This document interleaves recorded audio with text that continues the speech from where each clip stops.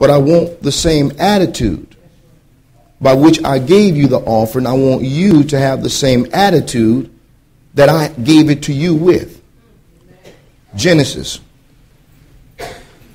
I'm going to show you the thought that I just presented to you. Are you with me? I'm going to show you the same thought in Genesis chapter 2. Verse 18 is where we'll start. Verse 18, Genesis 2, 18. Now the first thing that we'll see in this is God himself having an affection for Adam, for God having Adam's best interest in the matter and offering to Adam a wife. But look at the attitude, look at the love by which he presented the offering to Adam with. Watch this. Are you there? In 18 he says this, and the Lord God said, it is not good that man should be alone. I will make him an helpmeet for himself. Now, does it seem like God has a concern about Adam's well-being? It was God that said, I'm going to make Adam a helpmeet. So, you see that thought? You see it? All right, now watch this. Drop down to 21.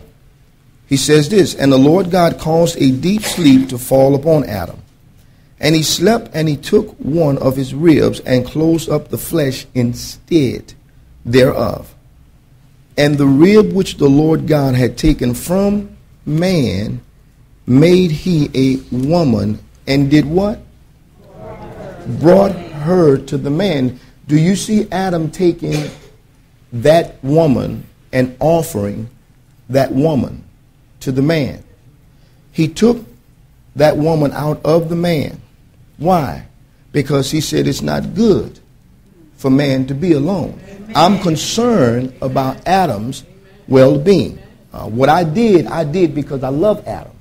I wanted to take Adam's life and I wanted to complement Adam's life with life. I gave him a woman that would complement him in his journey of life and as well help him to be fruitful and to multiply. They would support each other's life. So you see God, first of all, being interested in Adam's well-being. Now you see God taking the offering and offering it up unto Adam out of love and out of concern. Now look at the next verse. The next verse in 23 says this. I want you to see now how Adam viewed the offering in the same attitude by which it was given. Are you with me? Look at what he says. He says, and Adam said, this is now what? Bone of my bone. And flesh of my flesh. She shall be called woman because she was taken out of man. In other words, I am just as responsible for this life as I am for my own life. Are you with me? Amen. That's the way Adam viewed the offering by which God had handed over to him. God, out of love, would give Adam a helpmeet. And Adam would view that offering that God gave to him in the same attitude by which God gave it to him. I gave it to you out of love, and now Adam says, man, I am as responsible for this woman's well-being as I am for my own life. Are you with me? Now, this is the same concept that Jesus Christ would offer up his life that we might live, but he had the same attitude that God had concerning us. That's the way he dealt with us. He dealt with us in the same light by which God would deal with us, out of great love. Now I'm going somewhere with this, all right?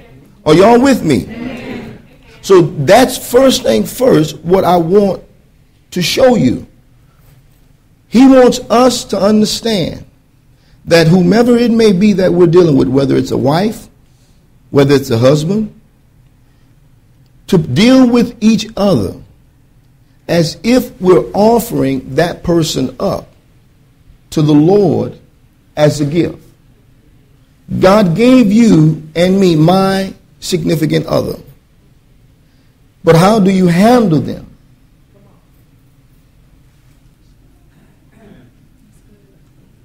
Are you with me? Amen. He gave you your significant other. And it's not just a matter of, okay, let's do this. Let's if we could, I don't want to, but you can do it on your own time. If you looked at Cain and Abel, the both of them made an offering unto the Lord. But the problem was that Abel offered up his offering. He offered up the right offering first. But secondly, he offered the offering in the same attitude by which God gave it to him as. And God accepted his offering. Cain comes along. He not only doesn't offer up the right offering, but he offers it in a stank attitude. It sets, what you mad for, Cain? I mean, absolutely frustrated because God didn't accept his offering. So it's not just offering up the offering, but I want you to offer up the offering in the attitude by which I gave it to you in. Don't. Come on. There you go. Come on. I got your food fixed.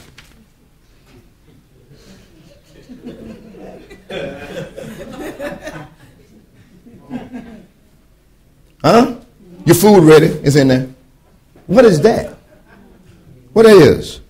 I mean, should a person be pleased because you cooked the food? No. Give me the attitude along with the offering. Give me the same godly attitude along with the godly offering. Don't just give me the offering and throw it to me like you did something. Now, we don't offer up, we ain't offering up the wrong sacrifices like Cain. We offer up the right sacrifice, but we don't have the attitude. We don't have the right attitude. Are you with me? You know what I mean? At least I'm cooking for you. Keep it. I don't want that. Your attitude stink. Well, at least I'm coming to church, yeah, but you ain't coming with the right attitude. All right. That's good. Are y'all with me? Amen. Go right back to verse 2. Let's keep in thought verse 2. Let's go back to verse 2. Ephesians 2. Ephesians 2. What's it say? Ephesians chapter 5. Verse 2. What's it say? And walk in love, as Christ also hath loved us, and hath given himself for us an offering and a sacrifice to God. Okay. Okay. So, how do you think that Christ offered himself to us? In love. Amen. He offered himself in the same attitude by which God loved us with. God so loved the world that he gave. That was God's affection toward man. And you saw that same attitude or that same benevolence or that same love demonstrated to man through the person of Jesus Christ.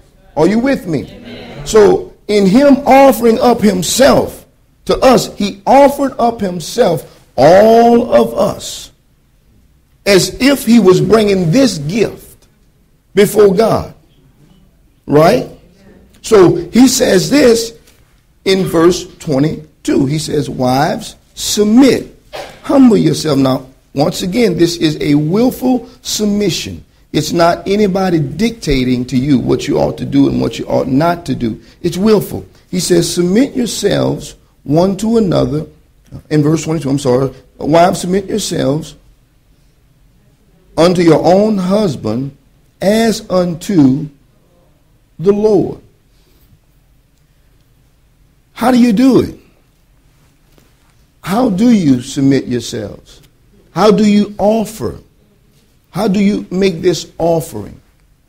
If you were bringing it before the Lord, what would it be like? Would it smell? Would it set off a sweet smell of aroma in your God's nostril? Or would it be an offering that sets off a fire odor? Good question, huh? You think that's legitimate? Okay, some people looking in their Bible again.